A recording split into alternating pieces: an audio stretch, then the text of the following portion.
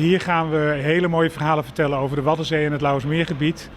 En dan gaan we de bewoners en de toeristen hier in dit gebied mee verwonderen. Al dik een jaar hier wordt er het werken aan de bouw van het Vrouwat-Erfgoedcentrum, ook wel bekend als het WERK, in Lauwerzee. Het mat het werkplak van het waard worden. De plek waar de bezoeker in de toekomst binnenkomt. Je ziet hier een hele grote open ruimte. Wij noemen dit de getijdenhal.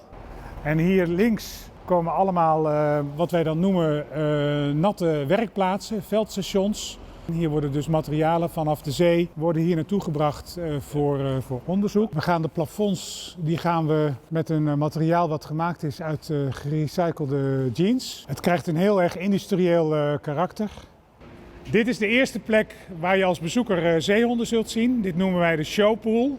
Plexiglas erin.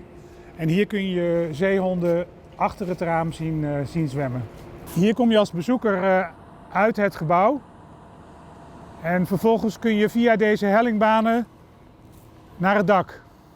En dat is nog lang niet alles wat er in het gebouw komt. Het is eigenlijk een soort mini-forum, zoals je dat ook in Groningen kent. Met heel veel functies. Dus er komt het hele zeehondencentrum van Pieterburen komt hier in dit gebouw.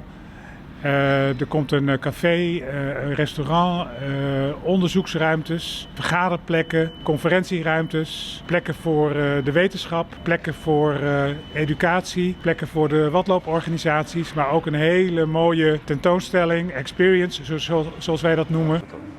Een ecologische crisis die ook het waardgebied treft, zwaagt het er Neffens Kuizinga voor dat een centrum als dit het nodig is. Kijk, wij hebben de overtuiging dat wij als vorige generaties niet goed voor de natuur hebben gezorgd. En terwijl wij eigenlijk onderdeel zijn van de natuur. En wij hopen mensen te inspireren, vooral jonge mensen te inspireren, om in de toekomst beter voor deze planeet te gaan zorgen dan we tot nu toe hebben gedaan. De verwachting is dat het gebouw takom hier in december klaar is en dat de eerste bezoekers in de maart van 2024 het centrum bezoekje kennen.